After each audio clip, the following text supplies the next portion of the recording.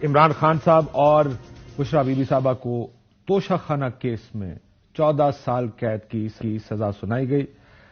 یہ جب ایشو بنا، اس کے ویسے تو بہت سے پہلو ہیں، اس کا قانونی پہلو بھی ہے، اس کا اخلاقی پہلو بھی ہے، اس کا ظاہر سیاسی پہلو بھی بہت بڑا ہے۔ لیکن جب یہ کیس بنا عمران خان صاحب پر، تو میرے لیے اہم مسئلہ اس کا اخلاقی پہلو تھا کہ آخر یہ تحفے کیوں لیے۔ میری سمجھ سے باہر تھا کہ ایک اخلاقی پوزیشن لی تھی عمران خان صاحب نے جب وہ اپوزیشن میں تھے۔ انہوں نے کہا تھا کہ اس طرح کے تحفے نہیں لینے چاہیے، لیکن حکومت میں آ کے انہوں نے اس کو بدلا اور یہ تحفے نہ صرف لیے بلکہ خیر بیچنا تو ایک ارریلیونٹ بات ہے۔ یہ کسی جگہ قانون میں نہیں لکھا کہ کوئی اگر توشہ خانہ کا تحفہ لے اس کو بیچ نہیں سکتا، لیکن لینا اٹ سیلف، جب آپ نے اپوزیشن میں اتنی پوزیشن لی تھی تو آپ کو نہیں لینے چاہیے تھے۔ بہرحال یہ ایک بڑا تیز کیس چلا، گو کہ مریم نواز شریف صاحبہ نے آج یہ کہا کہ تنقید کی بہت سے لوگوں پر، جو صبح جب یہ فیصلہ آیا بہت سے تجزیہ نگار، بہت سے صحافی اس تیزی کے اوپر تنقید کر رہے تھے جس تیزی سے اس کیس کا فیصلہ سنایا گیا۔ تو انہوں نے کیا فرمایا اس پر اور 200 پیشیوں کا ذکر کیا کیا، ذرا سنیے۔ جب انسان کے ہاتھ چوری سے رنگے ہوئے ہوتے ہیں تو پھر پلاسٹر چڑھانا پڑتا ہے ٹانگ پر۔ نواز شریف شیر کی طرح 200 پیشیوں پہ سینہ تان کی عدالت میں پیش ہوتا ہے۔ میں بھی 5 مہینے کوٹ لکھپت جیل میں سزائے موت کی چکی میں رہی۔ آج مکافات عمل کے شاہکار ہمیں چاروں طرف نظر آتے ہیں۔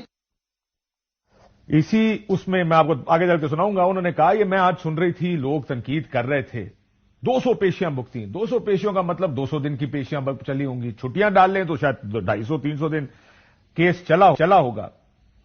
یہ بھی کہا گیا پیپلز پارٹی کی جانب سے کہ وکلا کی جانب سے تاخیری حربے استعمال کی۔ تو یہ بھی آپ کے گوش گزار کے تاریخ کا احتساب عدالت کا تیز ترین انصاف تھا۔ اس سے پہلے اتنا تیز ترین انصاف پاکستان کی تاریخ میں احتساب کی عدالت میں نہیں ہوا۔ جنوری 22 کو، شاید 9 جنوری کو فرد جرم عائد کی گئی اور 22 دن کے اندر یہ فیصلہ دے دیا گیا۔ مجھے تو بیچ میں ڈر یہ ہوا کہ یہ نہ ہو کہ 22 دن کیوں لگے، 16 دن کیوں نہیں لگے، اس پر 4-5 سال مزید سزا نہ سنا دیں، کیونکہ وقت ضائع کیا گیا۔ لیکن جہاں ایک گھنٹہ اہم ہو، وہاں کیسے کوئی وکیل نہ جائے، ایک آدھا دن بھی غائب ہو جائے، یہ تو ممکن ہی نہیں تھا۔ سو اس لیے یہ تاریخ کا اگر کہا جائے احتساب عدالت کی تیز ترین انصاف تھا تو شاید غلط نہیں ہوگا۔ پھر یہ کہا گیا ثبوت نہیں تھے۔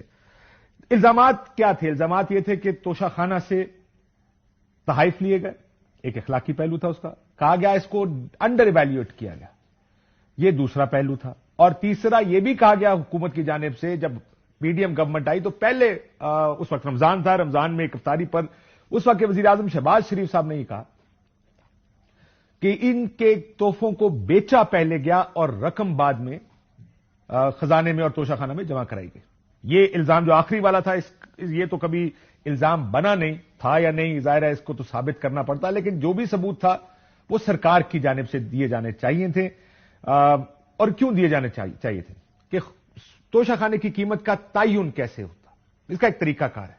سب سے پہلے cabinet division F B R سے، یعنی فیڈرل بورڈ آف ریونیو، اس کی قیمت کا تعین کراتی ہے۔ پھر دوسری فیز آتی ہے جب ایف بی آر کے 2 لوگ دوبارہ اسے ری اسیس کرتے ہیں مارکیٹ سے اور اس کی قیمت کا دوبارہ تعین ہوتا۔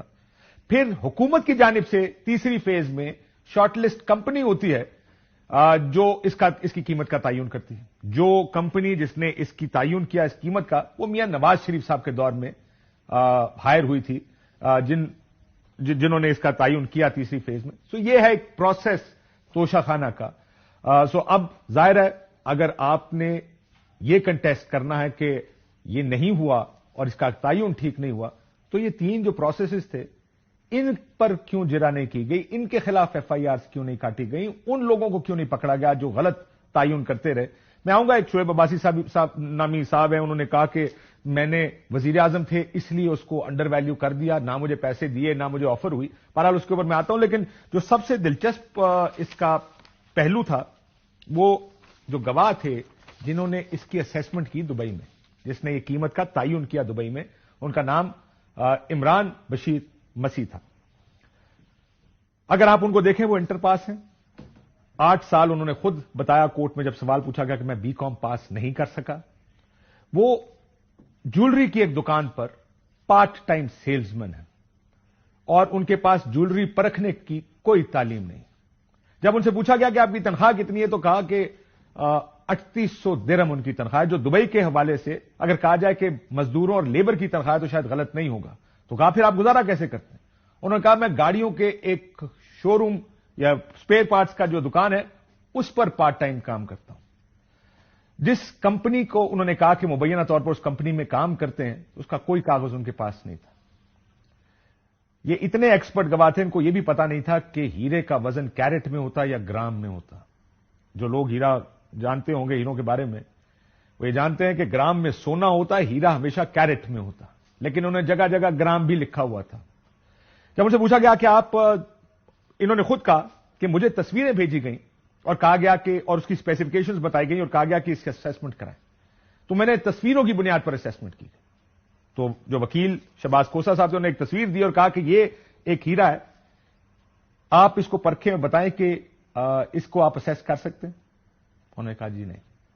وکیل صاحب نے ایک انگوٹھی پہنی تھی, انگوٹھی دی ان کو پرکھنے کے لیے کہ جناب یہ بتا دیں کہ کیا آپ اس کو کر سکتے ہیں. انہوں نے کہا جی میں مشین کے بغیر اس کو نہیں پرکھ سکتا. لیکن اس کیس میں انہوں نے نیب کے تفتیشی افسر کی جانب سے دی گئی تصویروں کو دیکھ کر ان کی بتائی ہوئی اسپیسیفکیشنز پر انہوں نے یہ تمام اسیسمنٹس کرائی مارکیٹ سے. کس سے کرائی یہ نہیں بتایا.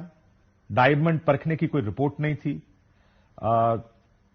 جب ان سے جس کمپنی میں کام کرتے ہیں ان سے پوچھا کہ آپ کس کمپنی میں کام کرتے ہیں, انہوں نے کمپنی کا نام بتایا, رینبو امپیکس FG. میں نے کہا مالک کون ہے؟ میں نے کہا کوئی انڈین ہے, میں نہیں جانتا. سو یہ جو گواہ تھے جب ان کی جرح کی گئی تو پتا چلا کہ یہ ایکسپرٹ وٹنس اس طرح نہیں ہے. ظاہر ہے آپ ہیرے کو جو لوگ سمجھتے ہیں وہ 4 C's ہوتے ہیں. یہ بھی ممکن ہے کہ 3 کیرٹ کا ہیرا 5 کروڑ کا ہو, یہ بھی ممکن ہے 3 کیرٹ کا ہیرو شاید 25-30 لاکھ روپے میں ہو, کیونکہ اگر اس کا کلر, کلیرٹی اور ایک اور سی بھی ہوتا ہے اس میں, کلر, کلیرٹی اینڈ کٹ, اگر وہ ٹھیک نہیں ہے تو اس کی قیمت کم ہوگی. اگر یہ تینوں بہت اچھی چاروں چیزیں تو وہ بہت مہنگا ہیرو ہوگا, کیونکہ بہت کم ملتے ہیں مارکیٹ میں بہت اچھے کٹ, کلر اور کلیرٹی کے ڈائمنڈز. سو انہوں نے کچھ نہیں کیا. بہرحال اب آ جائیں سرکاری ملازمین کی طرف جنہوں نے اس کی اسیسمنٹ کی, جنہوں نے تعین کیا کہ 2 کروڑ ہے. ایک تو اس ایکسپرٹ وٹنس نے اس کی قیمت 3 ارب بتا دی, لیکن جن سرکاری ملازمین نے اس کا تعین کیا تھا ان کے خلاف کوئی FIR نہیں کاٹی. میں سرکاری ملازمین, جیسے میں نے آپ کو پروسیجر بتایا, کیبنٹ ڈویژن FBR کو کہتی ہے, پہلی ویلیویشن اور یہ اسیسمنٹ ہوتی ہے, اس کے بعد FBR دوسری کرتی ہے, پھر ایک کمپنی تیسری کرتی ہے. نہ صرف یہ کہ کسی کا تعین نہیں, کسی کو FIR نہیں کی گئی, پروموشن بھی نہیں ہوئی. پروموشن بھی ہوئی ان تمام لوگوں کی جو سپوزڈلی اس سارے پروسیس کا حصہ تھے.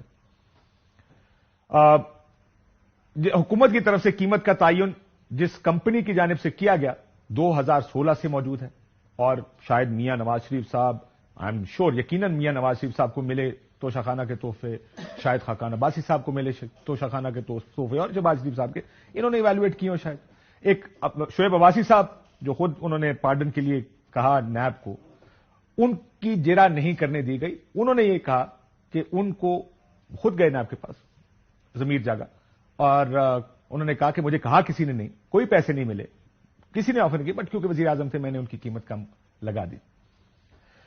جب حق دفاع نہیں دیا گیا, وکلا کو جرح کرنے کا حق نہیں دیا گیا. وکیل کہتے ہیں کہ سارا دن کورٹ میں موجود تھے, جج صاحب 5 بجے اٹھ کے گئے اور ہمارا حق جرح ختم کر دیا. اور یہ اس وقت ہوا جب تفتیشی افسر کا بیان ریکارڈ کیا گیا. کچھ حقائق جج صاحب کے بارے میں, 6 مرتبہ اس کیس کے دوران بیمار ہوئے, 1 مرتبہ بیماری کی رخصت لینا چاہتے تھے, اور ان درخواست یہ دی کہ جب تک وہ ریٹائر نہیں ہوتے ان کو رخصت دی جائے, لیکن وہ رخصت بھی ان کو نہیں ملی. ان کے حصے میں یا ان کے CV پر ایک اور وزیر اعظم کو گھر بھیجنا آنا تھا شاید اس لیے. اور توشہ خانہ کیس میں جو ضابطہ فوجداری کے تحت کل بھی بات کی جا رہی تھی کہ 342 کا بیان بہت اہم ہوتا ہے, وہ بھی عمران خان اور بشرا بی بی کا نہیں لیا گیا. اس بیان کے بغیر سزا سنائی گئی, کیونکہ سپریم کورٹ طے کر چکی ہے ٹرائل نامکمل ہے اگر یہ بیان نہیں لیا جاتا. حق دفاع جیسے ہم نے کہا نہیں دیا گیا, وکیل کے دلائل سنے بغیر سزا دی گئی, اور عمران خان اور ان کی اہلیہ کی غیر موجودگی میں سزا سنائی گئی.